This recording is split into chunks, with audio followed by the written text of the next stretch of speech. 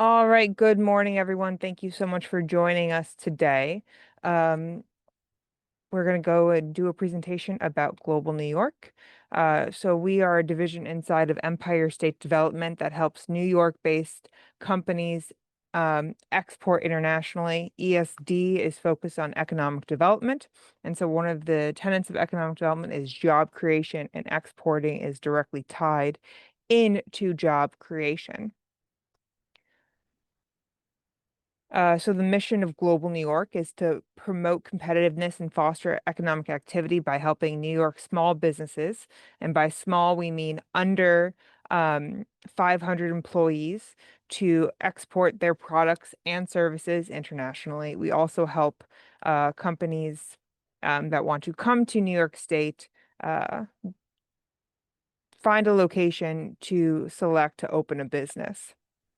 We work with many different external stakeholders across both the state and federally as well. So some of our internal partners are our small business development centers, our public affairs, our regional offices. We work with chambers of commerce, industry associations, MEPs, groups like Fuse Hub. And then we work with the State District Export Council, and of course, our friends at the federal government, the U.S. Department of Commerce, and the Small Business Administration.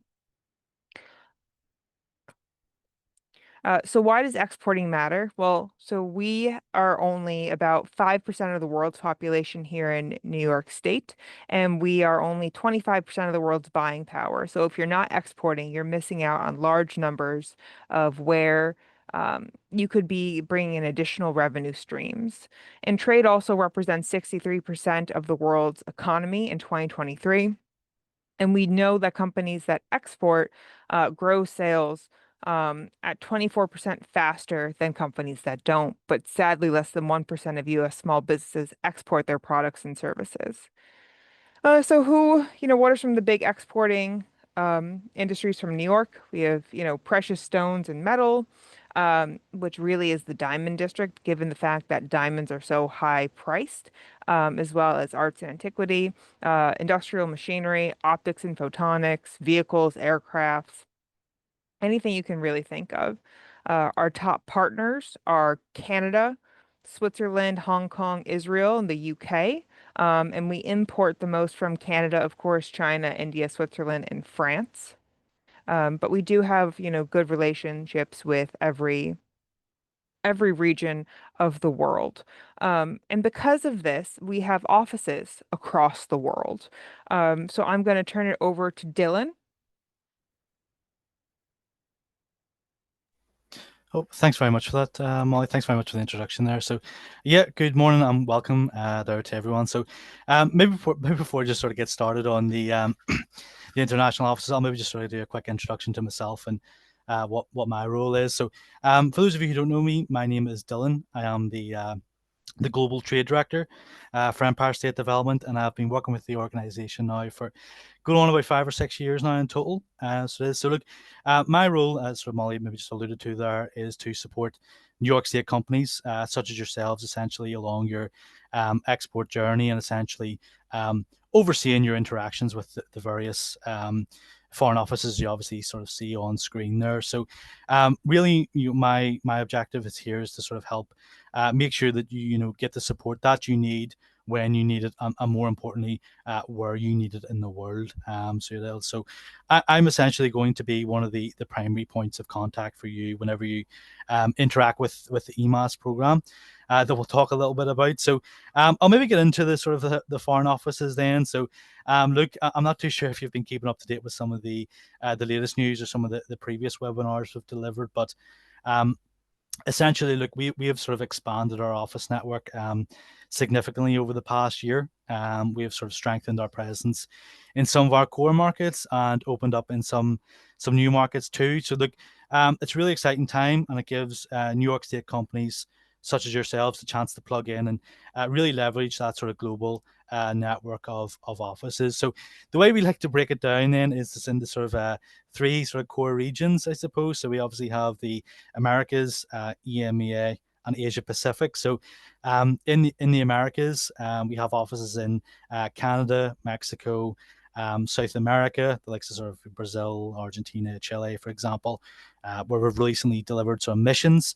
We also have offices in the Caribbean, which are, for obvious reasons, quite popular to attend. On top of that, then, where I'm sort of based in EMEA region, so I'm based in Europe, in Belfast, but we also have offices in sort of Dublin, London, Frankfurt, Paris, Milan, and also cover the um, Eastern Europe and sort of Northern European regions as well.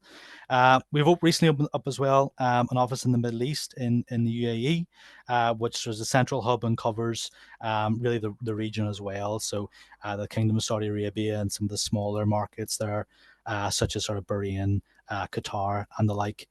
In terms of some of the long-standing partnerships we've also had, so we have an office in Israel, as well as pretty much coverage of the entire continent of Africa too.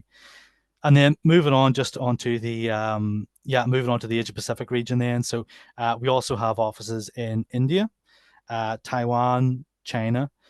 ASEAN, which is sort of in Singapore, but also covers likes of Malaysia, Indonesia, Vietnam, etc.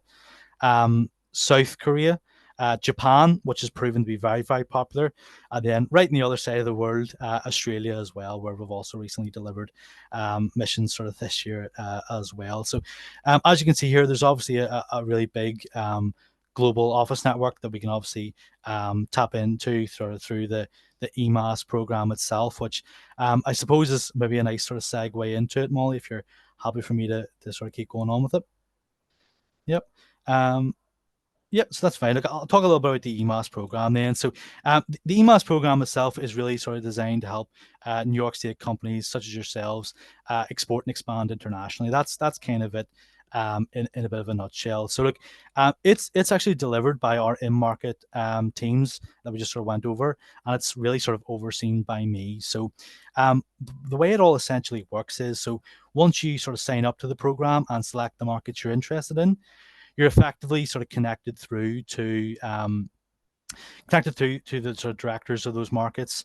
So you are so the program itself is really good. So it's tailored essentially to meet your needs, and it's effectively can you know work its way to help you through any stage of your export journey. So, for instance, if you're on this webinar and you're new to exporting and you're looking to grow your presence in a market, it's perfect for yourself.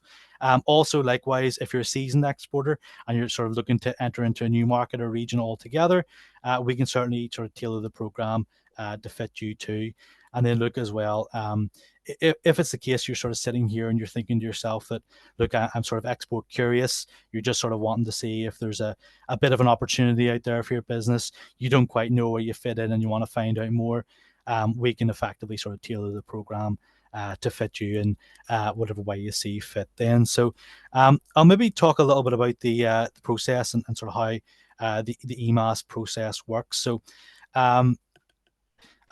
I appreciate that exporting can be quite a daunting task, especially if you're new to the game and you maybe don't necessarily know where to start. So we can sort of break the process down into it's 4 or 5 very simple and easy steps. Okay, to sort of make the process as consistent as possible by having this sort of nice reliable methodology irrespective of the market that you go to. So the purpose of those sort of nice steps is really just to give you as much control over the program as possible and try to take as much risk out of it. Okay, so it's really just there to serve to sort of smooth out the journey and make it obviously much more manageable effectively. So into the various stages then and how we like to break it down. So generally speaking, we like to start off with an initial consultation with yourself. So once you sign on to the program and you sort of get through to your market, the market director will reach out to you to sort of schedule an introductory call with you. Okay, so the purpose of that initial call will really be to sort of a few things. So first of all, to assess your export readiness, so where you are along your journey, what your goals are for when it comes to exporting, what you're looking to accomplish, and ultimately to find out where we can come in and actually help you achieve that. Okay, now what I will say is when we have this conversation, all the information contained within it is naturally confidential. Okay, so the more you come and the more you share with us, the more ultimately we can help you. So please do come prepared to tell us all about yourselves and your business. So what we sort of generally do talk a little bit about during our initial consultation, just to give you a bit of a flavor for it. So we'll ask you a little bit about your business, what it is that you do, give us a little bit of background and context, talk to us about your products and services.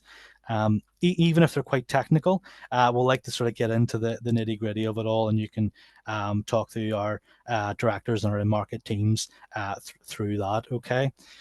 And from there, we'll spend a bit of time as well talking a little bit about your value proposition, what your sort of unique selling point is, and give you the opportunity to share some collateral with us, some marketing collateral. Um, we'll also then talk a little bit about, what your objectives are for exporting and where it sort of sits in your business plan. And ultimately, what the route to markets that you're going to sort of choose to be. So how you plan on approaching the market. So if you're interested in sort of going more direct, interested in engaging via, distribution partners, integrators, or resellers, or whatever it may be. We can obviously talk you through that. And ultimately, at the end of that initial consultation, it'll all sort of come together quite nicely with a nice sort of project plan and a timeline that obviously we can sort of go through with you. So once we sort of do that, one of the primary outputs from that sort of stage is obviously the sort of scope of work. So we sort of do a nice recap of the conversation we have and outline the deliverables, again giving you complete control of what you expect during the program.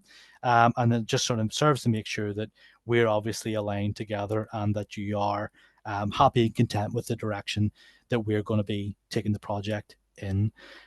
So once you're happy and you're content and you've sort of signed off on everything, I sort of like to say the ball's then in our court. So what we do is we sort of kickstart our sort of process then. So we go off and do some market research on your behalf as part of the program. So we obviously sort of tailor this to depending on your needs. So if you have any specific information requests that you may have, we can certainly answer that. But generally speaking, we like to sort of take a top-down approach to the EMAS program.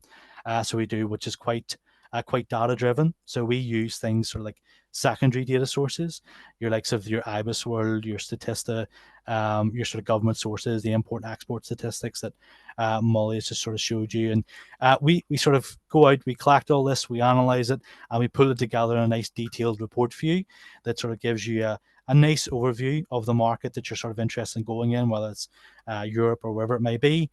We also outline some of the trends that are happening in that market, some of the key drivers, some of the challenges, and certainly some of the opportunities that may be available for you as well. In addition to that, what we also do is where appropriate, we include some sort of first-hand insights into the market. So that's basically feedback and past experiences we have had from that. So it's just a real unparalleled insight into how the sort of market moves and what to sort of expect from it. On top of that as well, a few of the other things are sort of included within this is a little bit of information around the regulations and compliance and what you need to know for exporting. That's obviously a big ask that we get, just making sure that you're compliant with the regulations and exactly what you're getting into. And something that's certainly topical right now is the tariffs as well. So we point you in the right direction effectively, just to make sure that what tariffs are potentially applicable to your goods and services. And ultimately what we do is we wrap this up in a nice bow with a series of conclusions and recommendations just based on our analysis from that too. So in that little package with the research, what you can also sort of look to expect in is effectively a long list of potential partners that's based on the route to market conversation that we had. So if for example you're interested in engaging through distributors, the likes of sort of agents, integrators, resellers, whatever that may be, we'll sort of identify a number that sort of meets your criteria. Now, we do sort of try to steer clear from direct engagements or direct sales where we can to, simply because there's sort of a longer sales cycle and it's sort of difficult to sometimes for us to get involved in. But what we really try to focus on as part of this program is engaging with sort of long-term sustainable business development through partners that effectively can help you build a pipeline of sales. So we will. In terms of how we collate a lot of that data, we obviously have access to sort of CRMs on our side. We have proprietary ones such as Velocity, but we also use some of the other things that are widely available like Crunchbook, Pitchbase, etc. So we sort of are able to pull some partners across the match your criteria, and then we obviously sort of review them manually just to make sure that they're the partners are the right fit essentially for you, and we include a little justification as to why we believe they're the right fit. And we also provide some sort of contacts and some contact information for key decision makers within that organization as well. So once we sort of get all this sort of bundled up, what you can sort of expect then is we will organize essentially a follow-up call with yourself, where we will aim essentially to sort of check in with you to present a lot of the work that we've done through the likes of the EMAS program. And this is where we sort of get into this approval and matchmaking sort of side of things. So what we will do is, we'll spend a bit of that time just getting your thoughts and feedback from, the work we've completed to date, see if there's anything missing, if anything you want topped up. But we really sort of use this time to talk a little bit about the next steps, which is the market engagement. Okay, so where we go to try to get you some leads. So we sit down with you, we work with you on sort of perfecting and crafting your messaging and your value proposition and general positioning when you're looking to engage with the markets.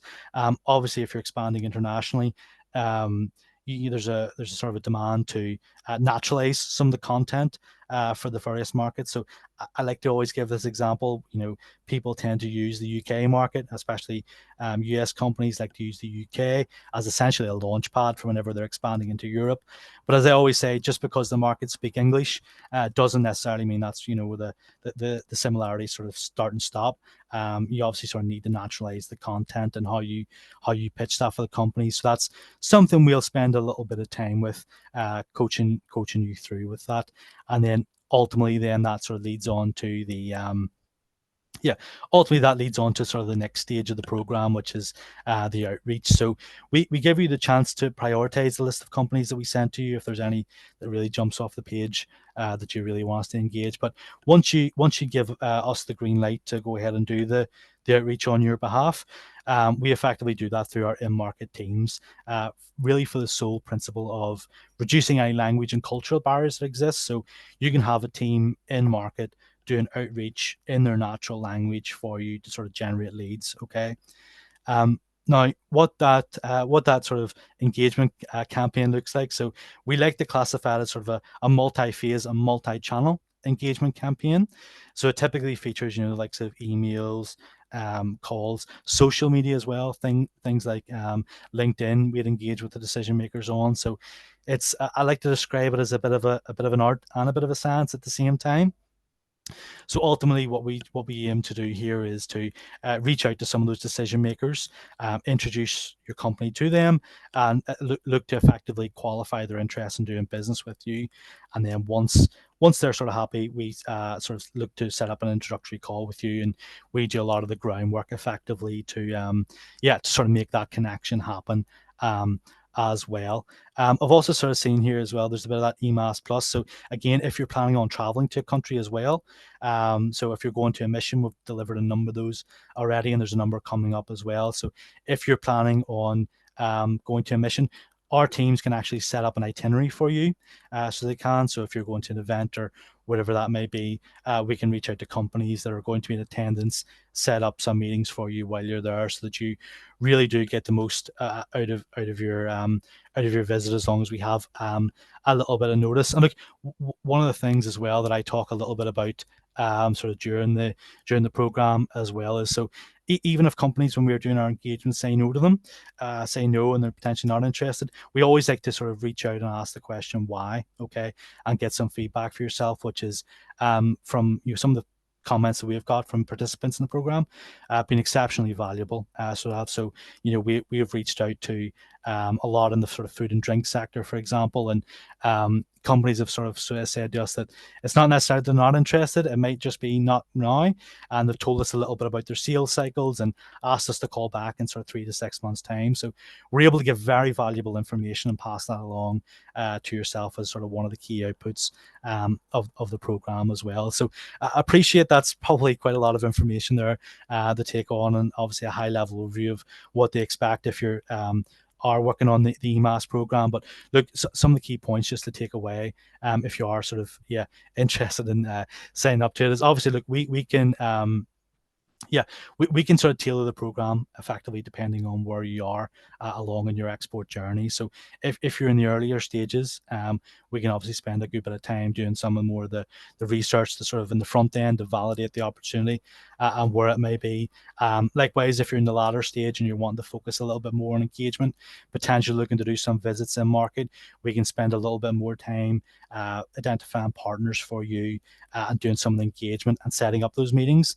And look, a big benefit to the program that often goes a little bit unnoticed as well is obviously look leaning on and taking advantage of the experience and the expertise of the in-market team. So like I said back to the beginning, we have obviously expanded the office network extensively. So we have over the past year into sort of new markets. So we do have a very extensive footprint, and they can sort of help guide you through that process and help you with your sort of messaging and getting that positioning right when you're engaging with the market. So a lot to take advantage of.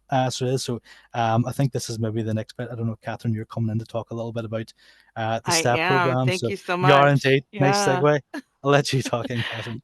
Yeah. Thank you. So, thank you, Dylan. Thank you so much. It's always I could listen to Dylan talk all day long.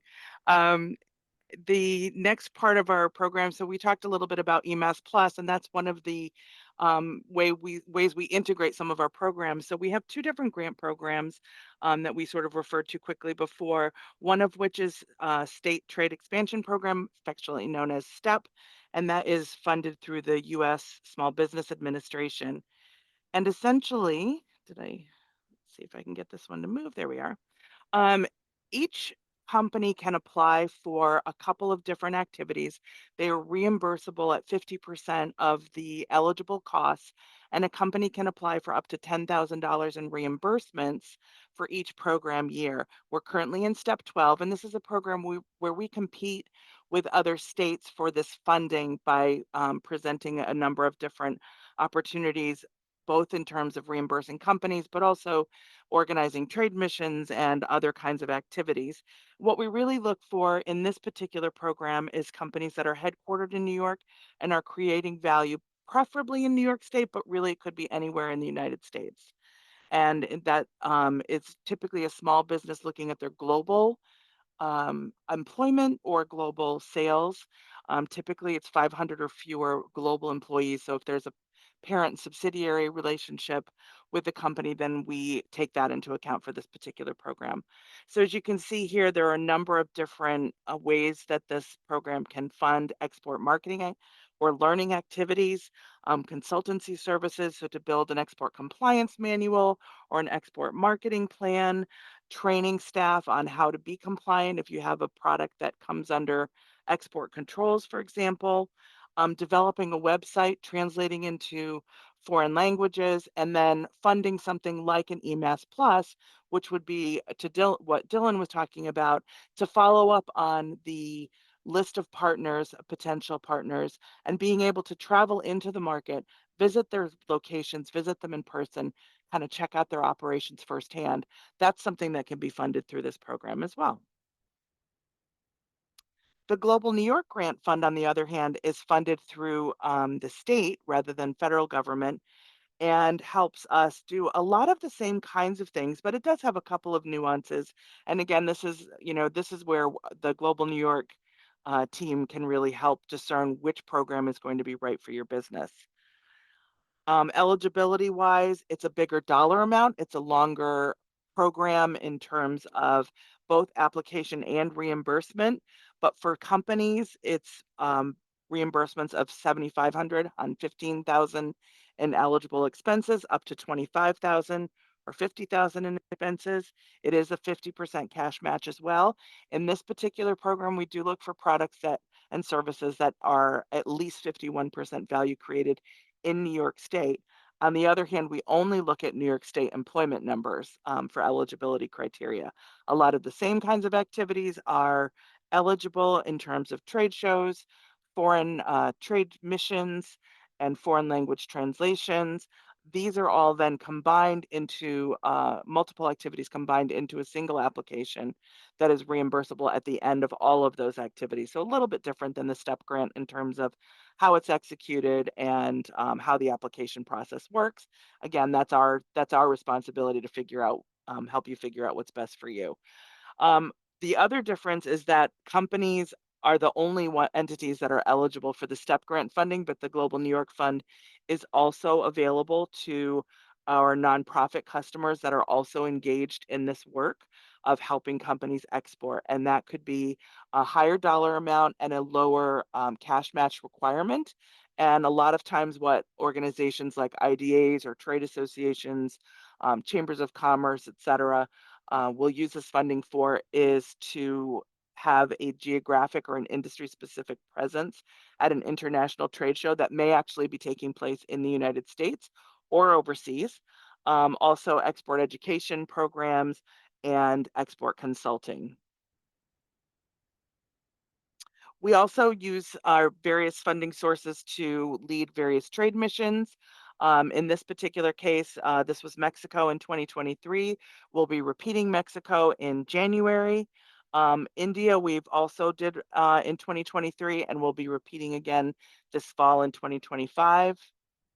Taiwan and Japan in 2024, repeating Japan specifically for the gaming industry next month. And Trade Winds, which is a program that was presented in cooperation with the U.S. Commercial Service. We had companies participate in that activity, which brought their foreign consultants into a room and then also arranged one-on-one meetings with them and with businesses.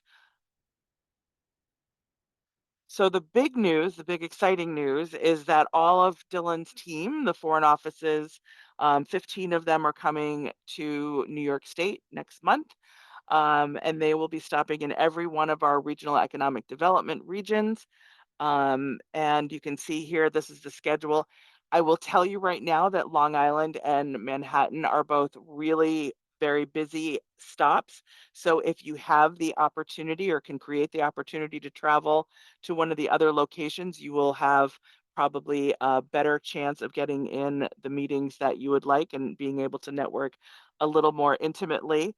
Lake Placid is lovely in September, so I highly recommend Lake Placid. Of course, Rochester, Finger Lakes, also Capital District is maybe a little bit easier to get to. Quick Amtrak ride up the Hudson River. So we definitely welcome you if this particular location or date that's nearest to you is not the best option for you. You're welcome to attend any of the locations and stops along the way.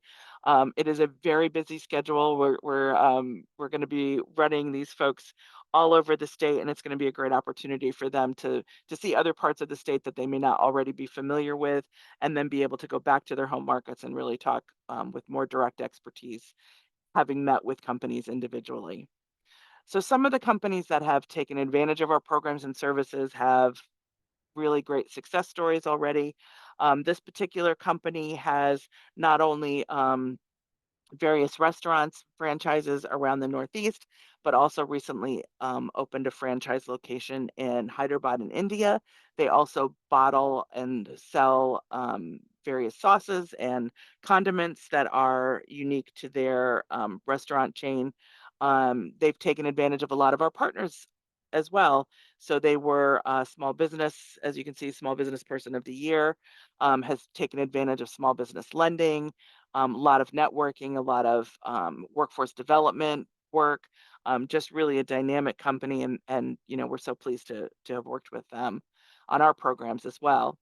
Additionally, Platco is a company up in the North Country, near the Canadian border, just south of Montreal. They've been using our programs really since longer than my tenure even, back in the early 2000s. They do a lot of international trade shows and have used our services to also find new representation in some of the other countries.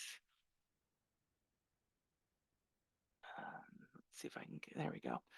Block Scientific on Long Island is another user of our programs. They were able to do a really big show, again, an international show that was held in Chicago. There are obviously a number of industry events that bring in people from all over the world, and those are typically eligible for our grant programs. We look for a 25% representation of international buyers, not exhibitors, that come to these events to make them eligible. And this is a company that took advantage of that and increased sales in just the first 3 months after the expo. And finally, this is a Finger Lakes area business. They actually have done a number of activities with us as well. They've traveled with us to Israel, and they were the most popular company on the trade mission, to the point where they actually stayed on a couple of extra days to try to fit in all the different meetings that that were requested of them. So they've been a really great partner and have seen a lot of success working with our programs. I'm going to stop sharing here. And I just want to reiterate what Dylan was saying about how to be prepared for the meetings. So really, we're looking at, let's see if I can get to this slide. We're really looking at trying to be concise because it's a very tight time frame. Trouble getting this open here. It's a very tight time frame, and so being prepared ahead of time, being concise, and being able to talk about your company, your history, your product, your ideal partner, your ideal customer, and your experience in international. You know, even if it's something, has the company done sales internationally before, even just once or twice, or as an individual, as a representative? Have you worked for another company? Have you done any traveling? Do you have any experience? Those are the kinds of things that can really help you be successful in these endeavors. And so having all of that information, having it down in an elevator pitch. So, you know, a couple a couple sentences of, you know, who you are, what you do, very succinct, what makes your product different, being prepared for all of those things, bringing more business cards than you think you'll need, because not only will you be able to network with the international team, but also other businesses that are going to be in the room. So definitely be prepared for all of that. Bringing some materials.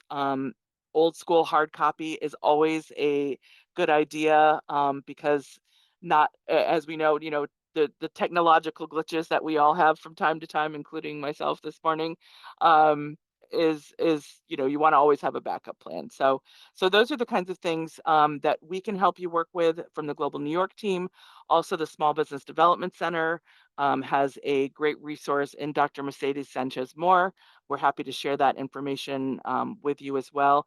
But those are all ways that will really help ensure your success at those meetings. So if you have not already, please register. It is already next month, and it is already less than a month away. I think today will be today, next month, the September 7th. You'll be on break in between, you know, halfway through the tour already. So it's coming up really quickly. So we definitely encourage everyone to go ahead and register. All of those links will be sent to you. And also, if you're one of our wonderful partners, we definitely encourage you to bring an entourage, bring all your favorite companies.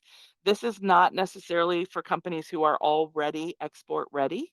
This is a great opportunity. It's a low barrier, coming to a city near you, introduction to what international trade could look like for a company.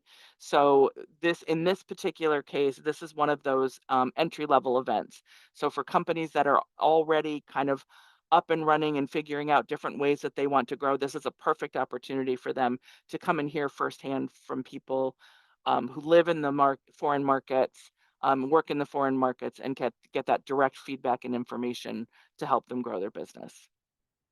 So I think that that is all we have for today. If anybody has any questions, please do pop them into the Q&A box.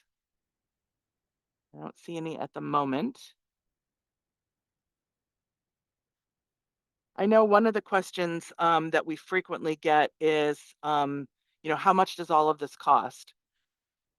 And I think we said it before, but it bears repeating. The value that you get in one of those export marketing assistance reports has been something on the line of $5,000 to $10,000 in terms of if you were to go out and consult, get a private consultant and do this kind of work for you. It's in that range, and we've seen also other entities, whether they're industry associations or export trade consultants, offer similar kinds of services. And the value, the charge that they'll assess is quite high. In this case, for companies that qualify in New York State, this is offered to you at no charge. So the Export Marketing Assistance Service, EMAS, is offered at no charge to companies, and it really is incredibly valuable information, and is just loaded with market information specific to the industry, potential customers, competition, all of the different industry events, and a very specific list of potential partners and customers, and you can go through them and visit their websites and learn all about them. It's really a tremendous opportunity, and we really encourage companies to be taking advantage of this. Um, let's see. We need help with FCC certification for our product. We have a client in Australia and need to certify the product. So we can make some referrals on how to get that done, but we can also offer companies that qualify some grant assistance to pay for some of those things. So we don't pay for legal fees, but we will pay for testing and filing fees, and you can get reimbursed up to 50% of the amounts that are qualified for that. We would also encourage an EMAS, because in the EMAS, typically we also offer a regulatory review. If you already know what you need to do, obviously that may not be as much of use to you, but I would definitely recommend putting in for an EMAS for Australia and putting in getting a quote and then putting in a grant request for reimbursement for some of those fees. As a reminder, all of our grants are not retroactive, so you absolutely must apply for them and be approved prior to any expenditures. That is the one thing that's frequently a disappointment, is that people will come back and say, hey, that thing that we wanted to do, we did it, and now we would like you to reimburse us for it, and we can't do that unless we already have the application in hand ahead of time. Let's see. The criteria for a trade show that's held domestically to be international is kind of loose. We usually look for at least a 25% attendee profile versus a buyer or a exhibitor profile. As an example, there's a very big international restaurant show that's held every year in New York City that is very much targeted at the Metro New York restaurant community, but it's international by way of who's exhibiting, not necessarily who's attending. So that show is not eligible, even though it has international in its title. On the other hand, Semicon West, the National Restaurant Association in Chicago, there's a wastewater treatment show that in Texas or Louisiana that has a big international audience. Again, there is some opportunity if an industry is very specific to have a little bit of flexibility, but we do look for what we call a significant international buyer attendee presence. We'll definitely share links for both the EMAS and both grants. But if you go on to esd.ny.gov, you'll find international doing business in New York and international trade as part of the rollover links, and you can definitely find it from there, but we'll definitely send those out as a follow-up as well. We can send links to brochures as well as web pages for sure, definitely. We actually have a lovely brand new brochure that highlights all of our programs in a neat little trifold, and we'll definitely share that. Is there anything else?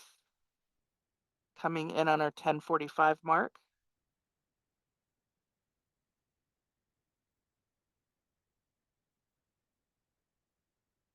All right.